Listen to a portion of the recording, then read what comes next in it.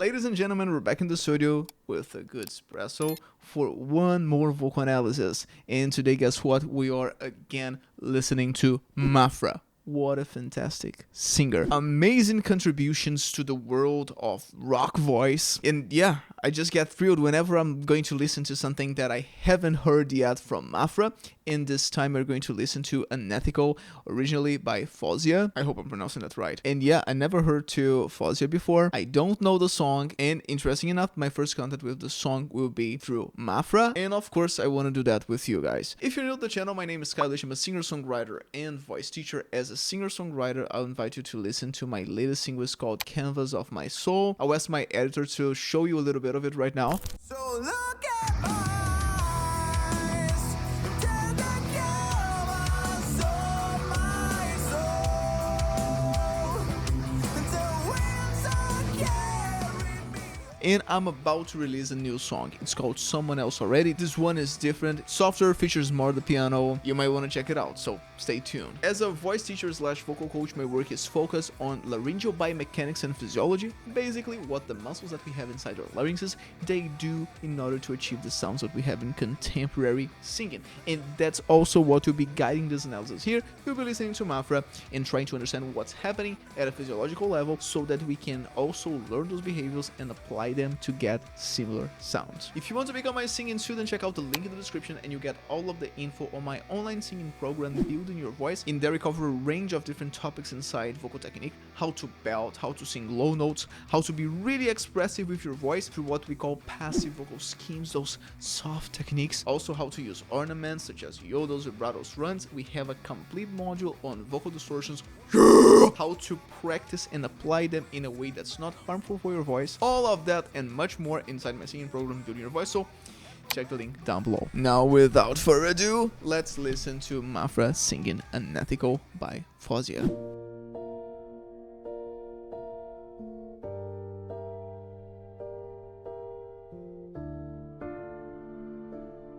I like the piano. Vertigo in your arms. 1 second you hate me, then it's false alarm. That's just what you always do every time. Watch me when I break and say it's paradise. Watch me. We're having a lot of creakies here, which is this kind of distortion that's made by the friction of the arytenoid cartilages. The arytenoid cartilages are basically the cartilages that hold the back of your vocal folds. Your vocal folds, pretty much, they have this shape. They are closed, and the anterior part, as we say, the front of the vocal folds is like this, and we can control the closure of what we call the posterior part or posterior third of the vocal folds. And here, precisely in the back of your throat, that's where we have the arytenoid cartilages holding the body of the vocal folds. And those cartilages can present some friction, which will exactly create that crackling sound, and that's exactly what makes the creaky voice. The difference between the creaky voice and the fry is that for the fry we have that friction of the arytenoid cartilages, but the body of the vocal folds is closed, so we don't have a fundamental pitch. The vocal folds are not vibrating to produce a fundamental pitch. Now for the creaky, we start to let go, allowing the vocal folds to vibrate and produce a pitch, which is precisely what we have here. It's nice. She's using there to convey a different feel whenever she starts or ends some phrases. The creak is not a kind of vocal technique that has a lot of volume, so it's usually used as a fade in or fade out technique. Set my body aflame. Lock me up and close the door when it rains. Another thing, the breathy. For some of these words here, we have a lot of breathiness. We have a couple muscles inside the larynx, the posterior cricoid muscles, that have precisely the function of opening the vocal folds to allow that escape of air. We use that to create a breathy voice. We also use that to breathe. We need to open the vocal folds to do that, and we use that to create some vocal distortions, like the phaser voice. We use the action of those muscles to create that breathiness in the distortion. So yeah, this is really interesting. Lots of color. She's using that breathy sound. She's also using the creaky. And since it is MAPHRA, for oftentimes we have that vocal tract opening that creates this darker sound. Pay attention to even the way that she's shaping her mouth. Lots of space. Again, that reinforces that darker sound. Maybe it's my fault I put you up so high. Darling, I think you can make the devil cry. Cry, cry. A G2. G3, right? Well, in the piano would be the G3. If you were talking about a 5-octave keyboard, that would be G2. And I've been waiting for the sunset, waiting on a sorry, but you're never sorry. Sorry. Again, that breathy sound there is so pretty. Are you? Let's listen to that again. But you're never sorry. Are you? I heard a yodel there. Sorry, but you're never sorry. Are you? Are you? That's so nice. No, you don't need Whenever we have sudden or abrupt changes between an active vocal fold technique and a passive vocal fold technique, some people will call that M1, M2, some people call that chest voice, head voice, that's all fine. The vocal folds can be either in active tension when we are actively flexing the muscles, they are closing with more compression, more tension then, or they can be relaxed, just they are loose and just responding to the air pressure. That's when we say they are passive. So whenever we have an abrupt change between those two behaviors,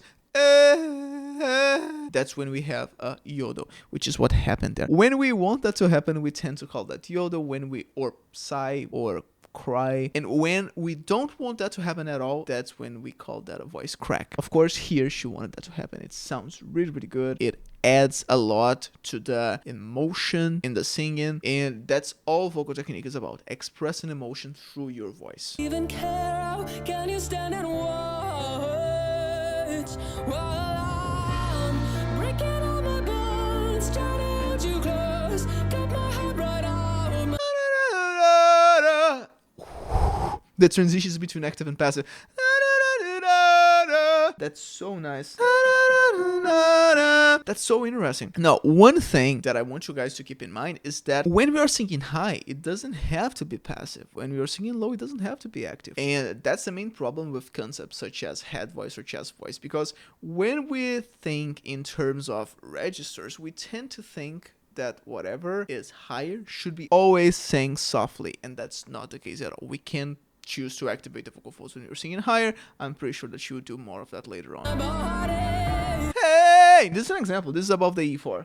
Hey, yeah, just the F. I'm pretty sure she will go higher because she usually does. But when we are singing above the E4 with active vocal folds, that's precisely what we call belting. And we have a technical name inside Vocal Anthropophysiology, which is a theoretical framework for my work as a voice teacher. We call that a warn voice, because in an anthropological context, in everyday situations, the voice that you would use to warn someone about something, imagine that you're crossing the street and you see that a car is going to hit someone, and then you just want to let them know, and you just, hey! That's the kind of behavior that you would use to warn someone about something. That's the reason why I call it a warn voice. And yeah, singing up there with active vocal folds requires more thought per se. Not only that, it requires a refined technique. The muscles need to be stronger and flexible. Well, the vocal folds need to be flexible because you're being pulled by the CTs. We need the posterior muscles, the muscles in the back of your throat, to be able to embrace the vocal folds. Those are what we call the firming muscles. They need to embrace the vocal folds to avoid cracks, and the CTs also need to be strong enough to be able to stretch, to pull vocal folds that are resisting more because they are active. That's the reason why it tends to be more challenging to keep the vocal folds active when we are singing higher. But of course, if we practice the right way, and here I know I'm extremely biased, but if we consider the physiology behind our vocal practices, our vocal exercises, it's totally doable. Everyone can belt those notes. Everyone that can speak, that can produce voice, can belt those notes. Tearing off my skin just to let you in. Isn't it a bit unethical? Got me on my knees. Have you any mercy? Every time you hurt me. Every time. Whenever she's singing those high notes, and it's not breathy, because it could be every time or every time. Whenever we don't have that breathiness, but it's still passive, it's still soft, that would characterize a Gregorian voice, which is another passive vocal scheme. Passive, again, the vocal folds are more relaxed. The breathy is a passive vocal scheme. The Gregorian voice is another one for the Gregorian. Hey, we have a soft sound, but it's not breathy. It's not this. It's this. So she uses the Gregorian voice as well. Baby, That was active. Hey! A warm voice again. tell me have I not given you enough? If you're a yodel at the end, letting go, ga. Now, another thing that I would like to point out here, the difference in the vocal tract shaping. Usually when she's doing something up there and passive, either the Gregorian voice or the breathy voice, she's narrowing more the vocal tract. Ha, making the sound brighter. And then as she goes back to active and low, no more space, a darker sound, brighter and then darker. That's pretty cool. Shows lots of vocal control. I don't know what it is. Got me wrapped around your cold fingertips. Maybe it's my fault I can't walk away. Maybe I just started feeling a little shame. Let's study this run here.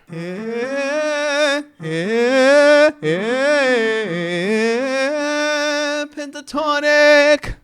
I've been waiting on the sunset, waiting on a sorry, but you're never sorry, are you? No, you don't even care. How can you stand and watch? Warn, breathy, run, yodel. One phrase. I'm breaking all my bones, trying to hold you close. Come on, right on my body, tearing off my skin just to let you in. Isn't it a bit unethical? Got me on my knees, have you any mercy every time you hurt me, baby? Tell me have I not given you enough? If you ever love me, let me go. Let me go. Just bounding a bit flat. That's so cool. A great example of one voice done up there. And I have the feeling, I never heard the song before, but I heard MAPHRA before. I have a feeling that we are about to hear vocal distortions. Let's see. I might be totally wrong, but I don't think I am. Let you go. Yodels. Let me go. Let me. I've been waiting on the sunset, waiting on a sun. Is it possible that we are not getting vocal distortion? I definitely heard it going in a certain direction. I wonder if we're not getting that distortion. But you're never sorry, are you? No, you don't even care. How can you stand and watch? It's so pretty. I'm breaking all my I have a friend of mine. He has this really nice t-shirt. It says, I might be wrong, but I doubt it. We did get some vocal distortions there. Yeah. edge. I'm breaking all my Break it up. bones, trying to hold you close. Come on, right out my body, tearing off my skin. Tear it up. Mostly a corniculate cartilage distortion. Well, these distortions are called inside vocal anthropophysiology rub-in voices. And one way to approach them is by producing the crow sound. This is one way to get that friction at the level of the corniculate cartilages. And then, of course, just shaping the vocal tract in a certain way, seeking more space. Just to let you in, it's not a bit unethical. Got me on my knees. Get me out! The difference between this and AC/DC would be precisely the space. If we narrow it and get a more nasal sound,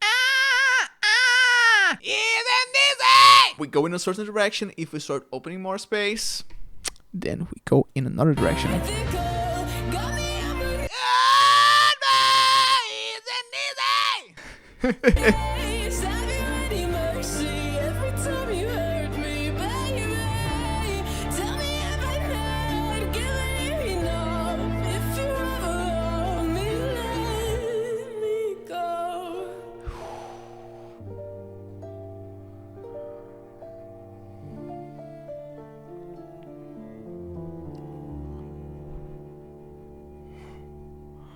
Wow. Wow.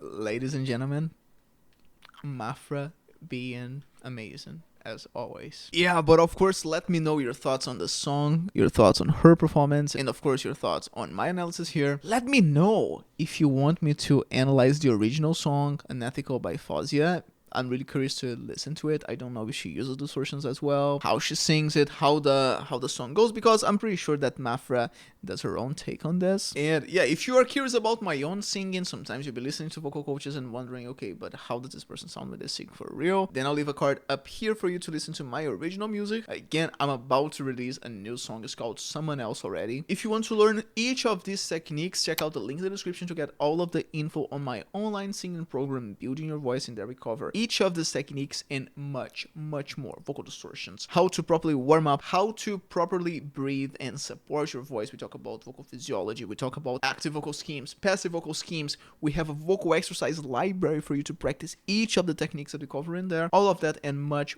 more. So if you want to know everything that we cover in there, click the link below, and I see you on the other side. You enjoy your day, you enjoy your coffee, and remember, if your concepts cannot be seen here in the real world, then they must change, and not the world.